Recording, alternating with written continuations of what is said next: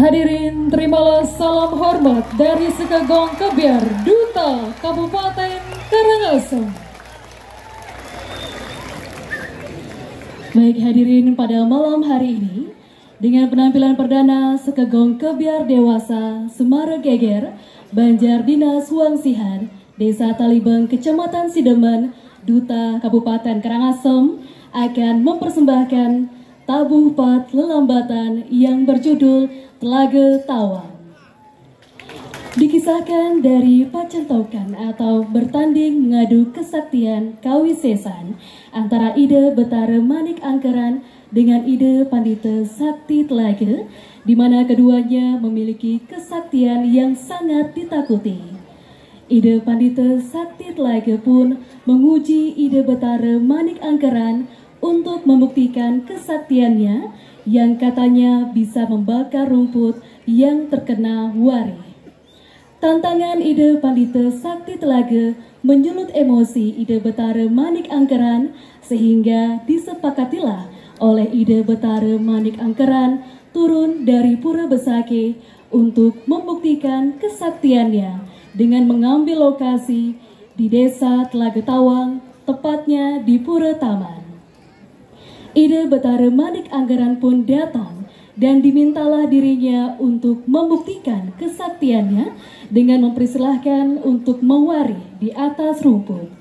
Apabila benar setelah mewari rumput tersebut terbakar, maka Ide Pandita Sakti akan hormat terhadap beliau karena sesungguhnya Ide Pandita Sakti Telaga juga memiliki kesaktian seperti itu.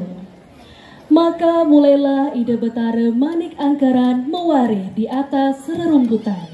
Namun ternyata rumput tersebut tidak terbukti terbakar atau hangus, sehingga Ide Pandita Sakti Telaga mengejek campah Ide Betara Manik Angkeran yang kemudian menjadi cikal bakal dari nama Banjar Banyu Campah. Banyu artinya air, yang sejatinya adalah wari Ide Betara Manik Angkeran. Sedangkan campah berarti ketidakpercayaan Ide Pandita Sakti Telaga karena warinya Ide Betara Manik Angkeran tidak bisa menghanguskan rumput. Atas kekalahan tersebut, Ide Betara Manik Angkeran akhirnya menggunakan kesaktiannya dengan menciptakan dua buah sumber mata air yang keruh dan bening. Mata air ini kemudian dikenal dengan nama dua bulakan air. Kedua bulakan atau mata air tersebut memiliki fungsi yang berbeda. Bulakan jernih atau bening adalah untuk tirta saat dilaksanakan upacara dan lain-lain. Fenomena tersebut merupakan sumber inspirasi bagi penata. Hal tersebut diimplementasikan serta ditransformasi ke dalam wujud karya tabuh instrumentalia. Inilah dengan bahasa musikal beraliran garap tabuh pat lelambatan yang berjudul Telaga Tawang.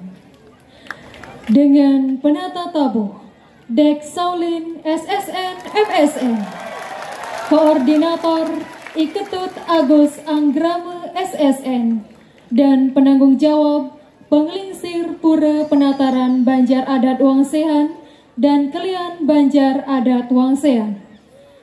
Hadirin, inilah tabuh lelambatan Telaga Tawang, persembahan Duta Kabupaten Karangasem. Selamat menyaksikan.